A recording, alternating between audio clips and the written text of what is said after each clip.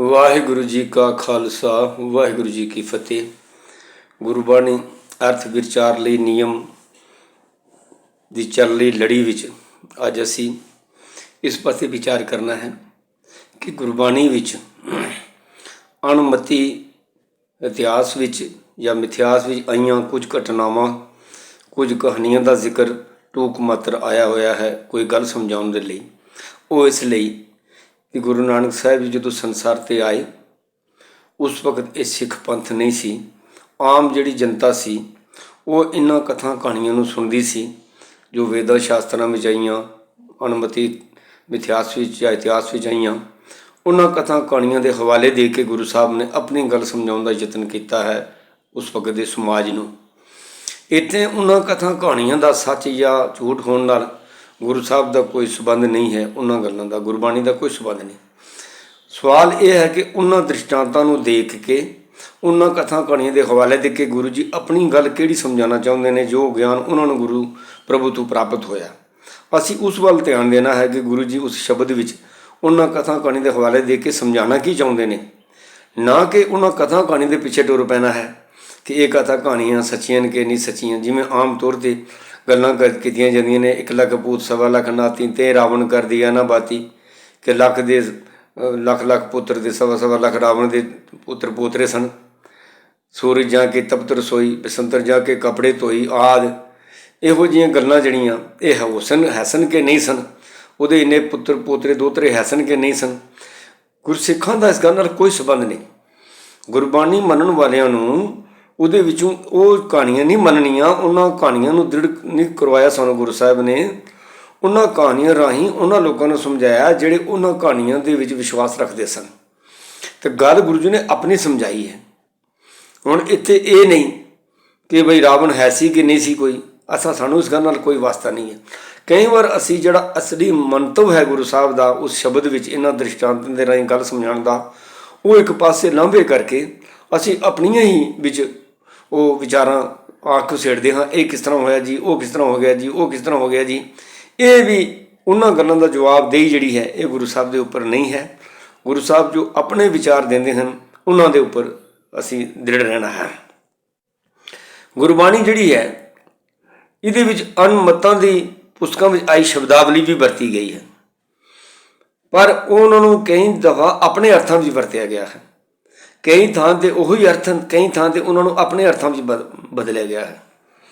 ਜਿਸ ਤਰ੍ਹਾਂ ਰੋਵੈ ਰਾਮ ਨਿਕਾਲਾ ਬਿਆ ਸੀਤਾ ਲਛਮਣ ਵਿਛੜ ਗਿਆ, ਇੱਥੇ ਰਾਮ ਲਫ਼ਜ਼ ਦੇ ਅਰਥ ਲਛਮਣ ਜੀ ਦੇ ਭਰਾਤਾ ਦਸ਼ਰਥ ਜੀ ਦੇ ਪੁੱਤਰ ਅਵਤਾਰੀ ਰਾਮ ਜੀ ਦਾ ਹੀ ਜ਼ਿਕਰ ਹੈ। ਕਿ ਨਾਲ ਸੀਤਾ ਜੀ ਦਾ ਜ਼ਿਕਰ, ਰੋਵੈ ਰਾਮ ਨਿਕਾਲਾ ਬਿਆ ਸੀਤਾ ਲਛਮਣ ਵਿਛੜ ਗਿਆ, ਉਹਨਾਂ ਦਾ ਜ਼ਿਕਰ ਵੀ ਹੈ। ਇੱਥੇ ਰਾਮ ਦਾ ਮਤਲਬ ਇੱਕ ਪਰਮਾਤਮਾ ਨਹੀਂ ਹੈ, ਇੱਕ ਵਾਹਿਗੁਰੂ ਨਹੀਂ ਹੈ।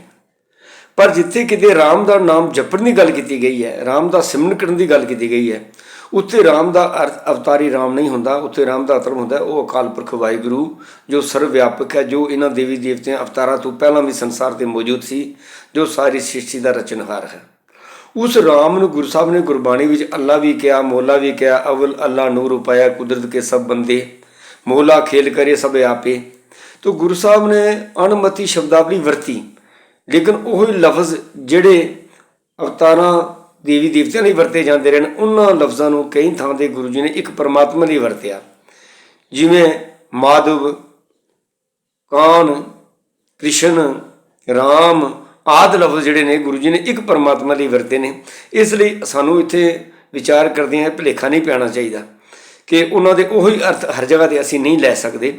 ਉਹ ਅਰਥ ਗੁਰਬਾਣੀ ਦੇ ਸਿਧਾਂਤ ਅਨੁਸਾਰ, ਸਿਧਾਂਤ ਨੂੰ ਮੁੱਖ ਰੱਖ ਕੇ ਅਤੇ ਜੋ ਪ੍ਰਕਰਨ ਚੱਲ ਰਿਹਾ ਹੁੰਦਾ ਹੈ, ਜਿਸ ਸ਼ਬਦ ਦੀ ਅਸੀਂ ਵਿਚਾਰ ਕਰ ਰਹੇ ਹਾਂ, ਜਿਸ ਬਾਣੀ ਦੀ ਵਿਚਾਰ ਕਰ ਰਹੇ ਹਾਂ, ਉਹਦਾ ਜਿਹੜਾ ਮੁੱਖ ਭਾਵ ਹੈ ਜੋ ਗੁਰੂ ਸਾਹਿਬ ਸਾਨੂੰ ਸਮਝਾਉਂਦੇ ਨੇ, ਉਹਦੇ ਨਾਲ ਜੁੜ ਕੇ ਅਸੀਂ ਉਹਦੇ ਅਰਥ ਕਰਨੇ ਨੇ। ਗੁਰਬਾਣੀ ਜਿਹੜੀ ਹੈ ਇਸ ਦੀ ਰਚਨਾ 12ਵੀਂ ਸਦੀ ਤੋਂ ਲੈ ਕੇ 15ਵੀਂ ਸਦੀ ਤੱਕ ਤੇ ਮਹਾਂਪੁਰਸ਼ਾਂ ਦੀ ਬਾਣੀ ਹੈ। ਇਹਦੇ ਵਿੱਚ 2-2, 3-3 ਸਦੀਆਂ ਦਾ ਫਰਕ ਹੈ। ਬੋਲੀਆਂ ਬਦਲ ਗਈਆਂ, ਕਈ ਲਫ਼ਜ਼ ਬਦਲ ਗਏ। ਦੂਜੀਆਂ ਬੋਲੀਆਂ ਦੇ ਲਫ਼ਜ਼ ਵੀ ਗੁਰਬਾਣੀ ਵਿੱਚ ਆਏ ਨੇ। ਗੁਰਬਾਣੀ ਬਹੁਤ ਸਾਰੀਆਂ ਬੋਲੀਆਂ ਦੇ ਲਫ਼ਜ਼, ਦੂਜੀਆਂ ਬੋਲੀਆਂ ਦੇ ਲਫ਼ਜ਼ ਵੀ, ਵਿਦੇਸ਼ੀ ਬੋਲੀਆਂ ਦੇ ਲਫ਼ਜ਼ ਵੀ ਗੁਰਬਾਣੀ 'ਚ ਆਏ ਨੇ। ਉਹਨਾਂ ਦਾ ਸਹੀ ਉਚਾਰਨ, ਉਹਨਾਂ ਦੇ ਅਰਥ ਉੱਥੇ ਕੀ ਸਨ, ਗੁਰੂ ਸਾਹਿਬ ਨੇ ਇੱਥੇ ਉਹਨਾਂ ਦੇ ਕੀ ਅਰਥ ਲਏ, ਇਸ ਗੱਲ ਦੀ ਸਮਝ ਸੂਝ ਵੀ ਹੋਣੀ ਬੜੀ ਜ਼ਰੂਰੀ ਹੈ।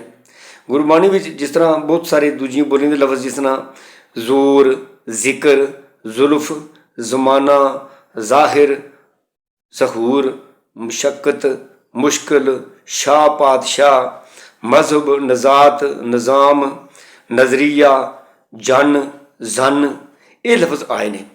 ਇਹਨਾਂ ਲਫ਼ਜ਼ਾਂ ਦੇ ਉਹਨਾਂ ਬੋਲੀ 'ਚ ਕੀ ਅਰਥ ਸਨ, ਗੁਰਬਾਣੀ ਵਿੱਚ ਗੁਰੂ ਸਾਹਿਬ ਨੇ ਇਹਨਾਂ ਦੇ ਕੀ ਅਰਥ ਲਿਖਣ।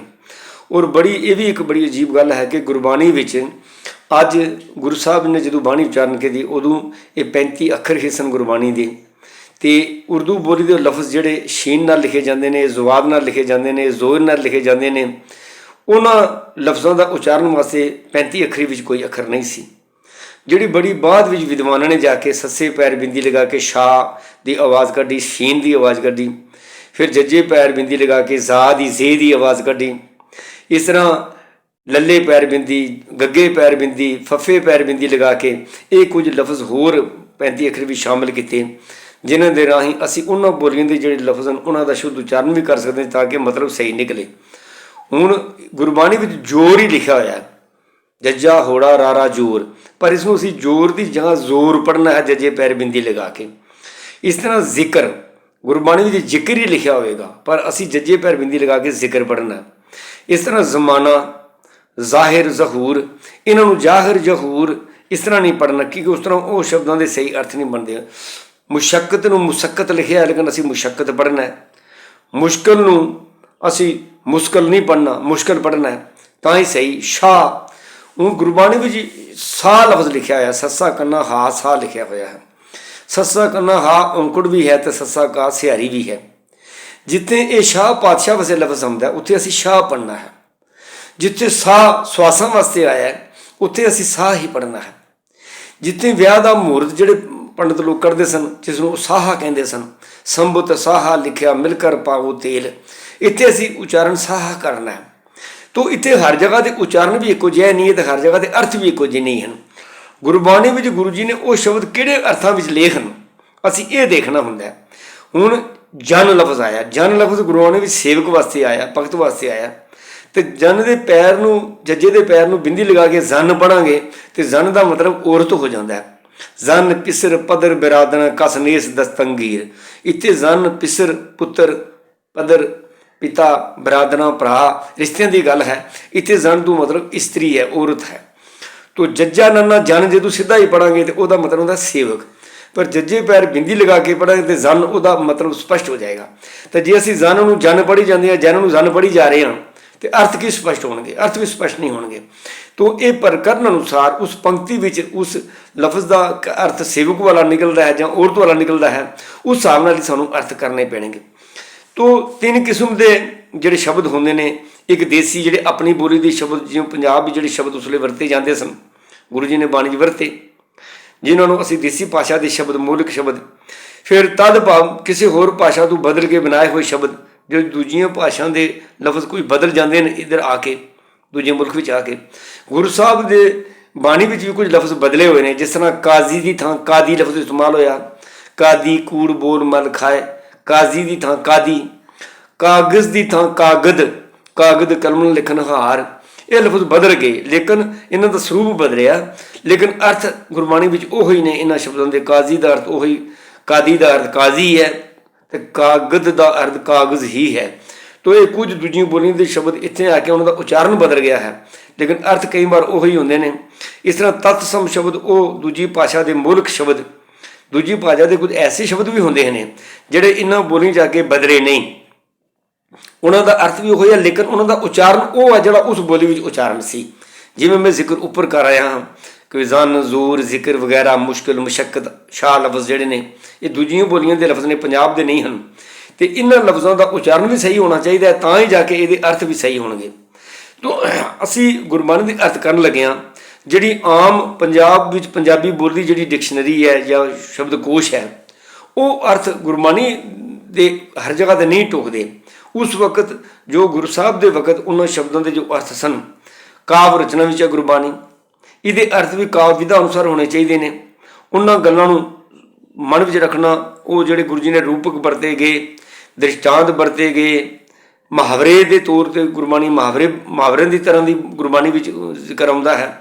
ਤੋ ਉਹਨਾਂ ਦੇ ਅਰਥ ਸਿੱਧੇ ਅਰਥ ਨਹੀਂ ਹੁੰਦੇ, ਉਹ ਅਰਥ ਮੁਹਾਵਰਿਆਂ ਵਾਲੇ ਅਰਥ, ਕਾਵ ਰਚਨਾ ਵਾਲੇ ਅਰਥ ਹੀ ਕਰਨੇ ਪੈਂਦੇ ਨੇ। ਦੂਸਰਾ, ਕਾਵ ਰਚਨਾ ਵਿੱਚ ਪਿੱਛੇ ਦੇ ਸ਼ਬਦ ਅੱਗੇ ਦੇ ਸ਼ਬਦ ਪਿੱਛੇ ਕਈ ਦਫਾ ਹੁੰਦੇ ਨੇ, ਉਹਨਾਂ ਨੂੰ ਸ਼ਬਦ ਨੂੰ ਆਪਣੇ ਟਿਕਾਣੇ 'ਤੇ ਲਿਆ ਕੇ ਉਹਨਾਂ ਦਾ ਸਹੀ ਅਰਥ ਬਣਦਾ ਹੈ। ਉਹ ਅਲੰਕਾਰਾਂ, ਪ੍ਰਤੀਕਾਂ, ਬਿੰਬਾਂ, ਮੁਹਾਵਰਿਆਂ, ਇਹਨਾਂ ਦਾ ਖਿਆਲ ਰੱਖ ਕੇ ਹੀ ਗੁਰਬਾਣੀ ਦੇ ਅਰਥ ਕਰਨੇ ਪੈਂਦੇ ਨੇ। ਤੋ ਪ੍ਰਭੂ ਦੀ ਹਸਤੀ 'ਤੇ ਹੋਣ ਵਾਲਾ ਜੋ ਵਿਸ਼ਵਾਸ ਹੈ, ਇਹ ਮਨ ਵਿੱਚ ਰੱਖ ਲੈਣਾ ਬੜਾ ਜ਼ਰੂਰੀ ਹੈ। ਜਦੋਂ ਮਨ ਵਿੱਚ ਇਹ ਕਹਿ ਲਈਏ ਕਿ ਨਹੀਂ ਜੀ ਪਰਮਾਤਮਾ ਦੀ ਕੋਈ ਚੀਜ਼ ਨਹੀਂ ਹੁੰਦੀ, ਜਿਵੇਂ ਅੱਜ ਕੱਲ੍ਹ ਕਿਹਾ ਜਾ ਰਿਹਾ ਕੁਦਰਤੀ ਪਰਮਾਤਮਾ ਜੀ, ਬਸ ਰੱਬੀ ਗੁਣ ਗੁਰਬਾਣੀ 'ਚ ਨੇ, ਉਹਨਾਂ ਆਤਮਿਕ ਗੁਣਾਂ ਨੂੰ ਧਾਰਨ ਕਰਨਾ, ਹੋਰ ਕੋਈ ਪਰਮਾਤਮਾ ਦੀ ਕੋਈ ਹੋਂਦ ਹਸਤੀ ਨਹੀਂ ਹੁੰਦੀ। ਇਹੋ ਜਿਹੀਆਂ ਗੱਲਾਂ ਕਰਨ ਵਾਲੇ ਬੰਦੇ ਜਿਹੜੇ ਨੇ ਉਹ ਗੁਰਬਾਣੀ ਦੇ ਸਹੀ ਅਰਥ ਨਹੀਂ ਕਰ ਸਕਦੇ, ਉਹ ਭੁਲੇਖੇ ਪਾਉਂਦੇ ਨੇ, ਐਸੇ ਅਰਥ ਕਰਦੇ ਨੇ। ਤੋ ਇਸ ਗੱਲ ਦਾ ਖਿਆਲ ਰੱਖਣਾ ਕਿ ਇਹ ਇੱਕ ਮਨ ਵਿੱਚ ਪੱਕਾ ਵਿਸ਼ਵਾਸ ਹੋਣਾ ਚਾਹੀਦਾ ਹੈ ਕਿ ਪਰਮਾਤਮਾ ਹੈ, ਸਦਾ ਵਾਸਤੇ ਹੈ, ਅਸਲ ਵਿੱਚ ਹੈ ਹੀ ਉਹ ਹੈ ਜਿਸ ਦਾ ਰੂਪ ਸਾਰਾ ਉਸ ਦਾ ਹੈ। ਆਦਿ ਸੱਚ ਜੁਗਾਦ ਸੱਚ ਹੈ ਵੀ ਸੱਚ, ਨਾਨਕ ਹੋਸੀ ਵੀ ਸੱਚ। ਇਹ ਵਿਸ਼ਵਾਸ ਬਹੁਤ ਜ਼ਰੂਰੀ ਹੈ ਕਿ ਪਰਮਾਤਮਾ ਦੀ ਹੋਂਦ ਤੋਂ ਬਿਨਾਂ ਕੁਝ ਹੈ ਹੀ ਨਹੀਂ ਹੈ।